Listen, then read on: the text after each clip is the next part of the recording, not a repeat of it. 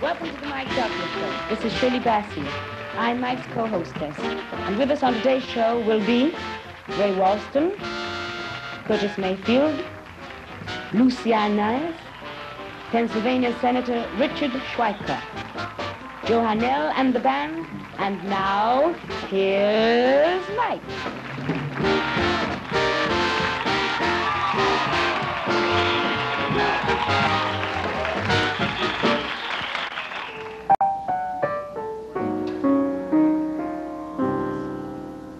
Shirley, I hate to say this, but it's our last show of the week. I know. What should I do, though? And it's gone so fast. It has. has. It's gone so I fast. can't believe it. Yeah. Where are you off to? Well, Houston. I have a concert in Houston. Okay, you people in Houston, where? Where and 25th. when? 25th. Dallas, 26th. Dallas, 26th. And I finish my tour in California, Los Where? Angeles, Los at the Angeles? Music Center, April 2nd. With Woody, is Woody Herman's With band? Woody Herman, yes. Be with you on all those. Oh, and it's, I'll tell you. But not in Houston, because Woody's already apparently appeared in Houston Oh. recently, so we have to have another orchestra. Yeah. I saw a special you did once, and you are the kind of performer.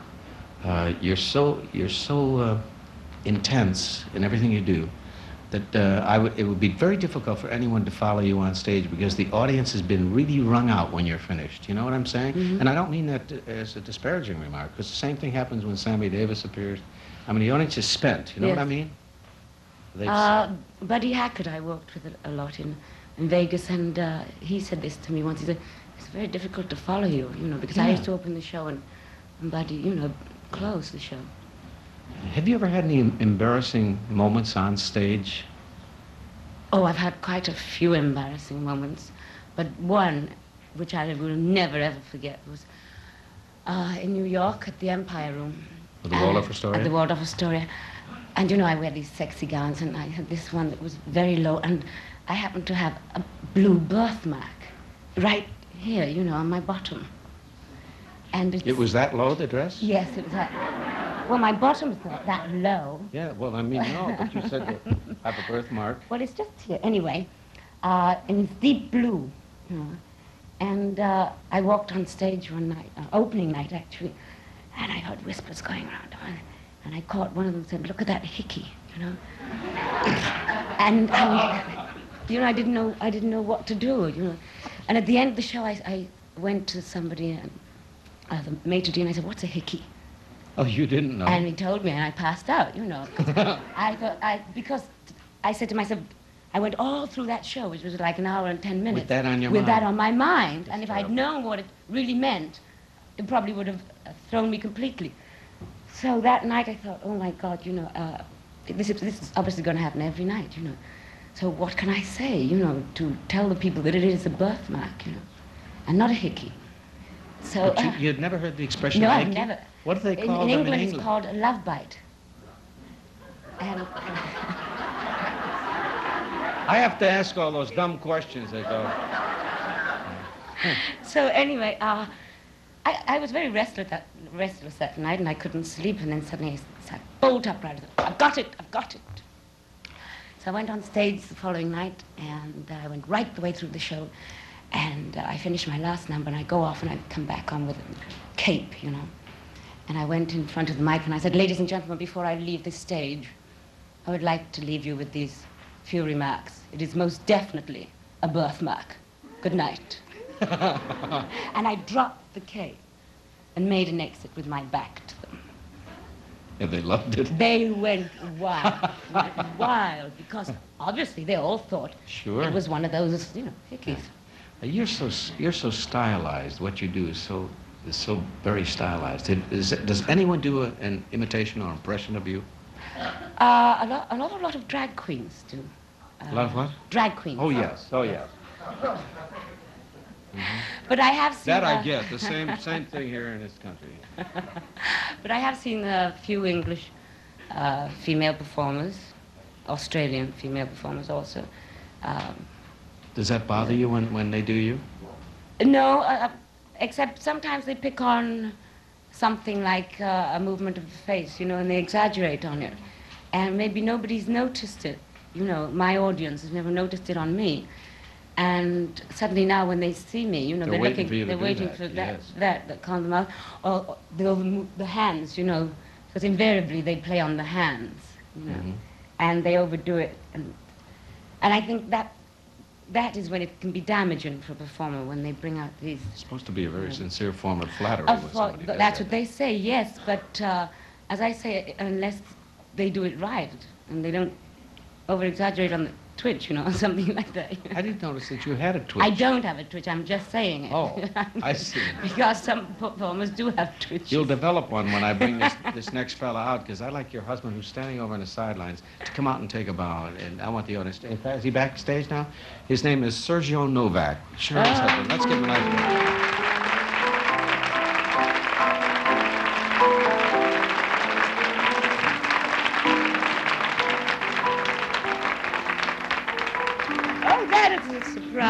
You weren't kidding. You said my husband is 6'5½". He's tall, isn't he? He is. How did you two meet? Well, about 8 years ago, no, more than that, 9, in Venice. And what were you both Well, doing actually, there? I was in the hotel business there. I was assistant manager at the Excelsior. Oh, and yes.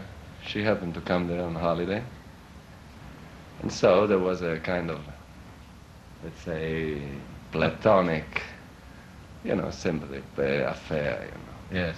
Then she disappeared for 6 years, and we tried to get in touch through common friends.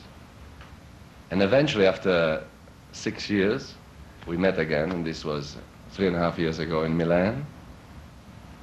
And that time, you know, I said, this time I must see her, you know, because 6 years of trying. So we met, and 3 months after, we were married. Now, your wife says you're Italian, but Novak is not an Italian name. Well, actually, I was born in Trieste, which is the northern part of Italy, yes. by the Yugoslav border. And before the First World War, it used to be Austria, you know, Austria, the Hungarian-Austrian Empire. So the people there, they are all a mixture of Austrian, Hungarian, Czechoslovakian. So I am Italian, but the name, obviously, is Czechoslovakian. Is Shirley a good cook, Sergio? Fantastic. Does she cook good spaghetti?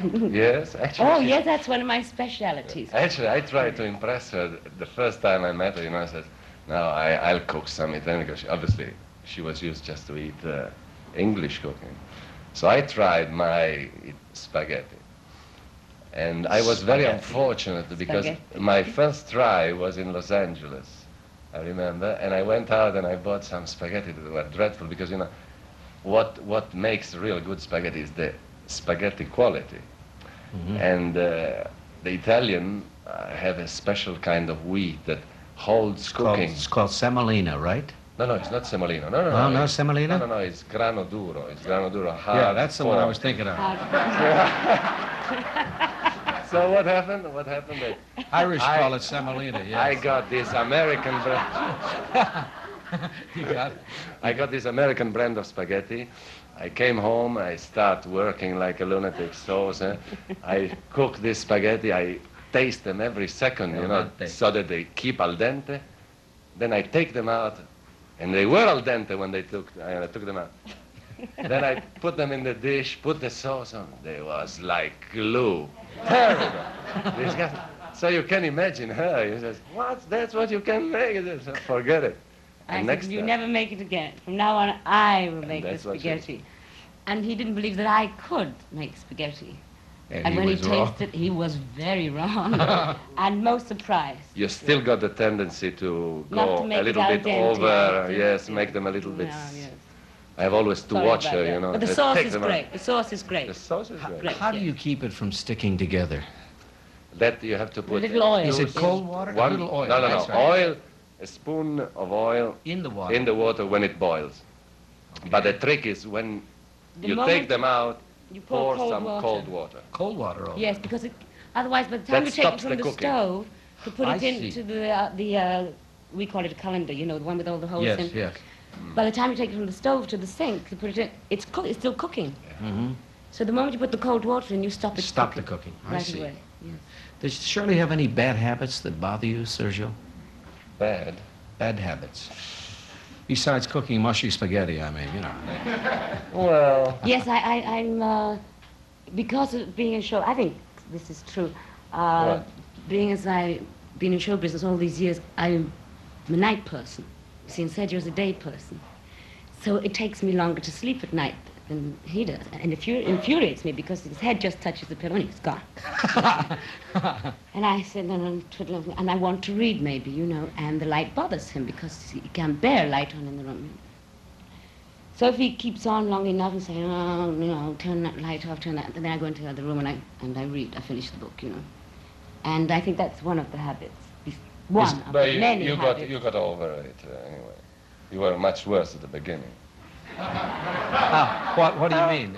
No, much worse, meaning, you know, keeping on with reading and all that. You know. Yes, no. Then I said, listen, look, at night, you know, night is meant to sleep, so let's have the 10 minutes, 15 minutes reading, okay? Not always just for sleeping, darling. I don't go. We'll be right back. Sergio.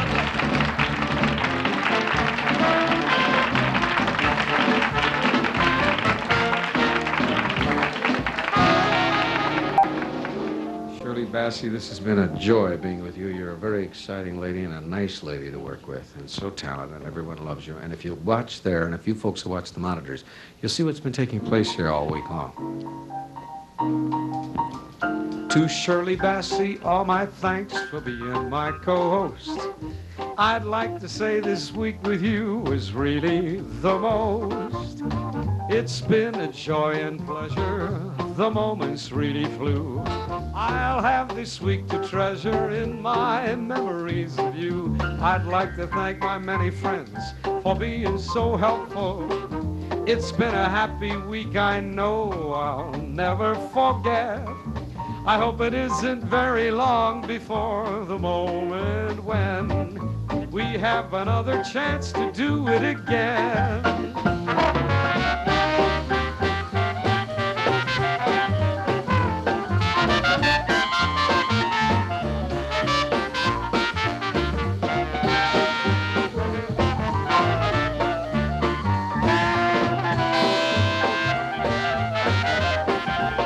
I'd like to thank my many friends for being so helpful. It's been a happy week, I know I'll never forget. So once again, before we bid you all a fond adieu, it's really been a pleasure, Shirley, being here with you. Shirley Bassey. My thanks too to Curtis Mayfield, Lucy Arnaz, Senator Richard Schweiker, and the fabulous Ray Walston. Thank you.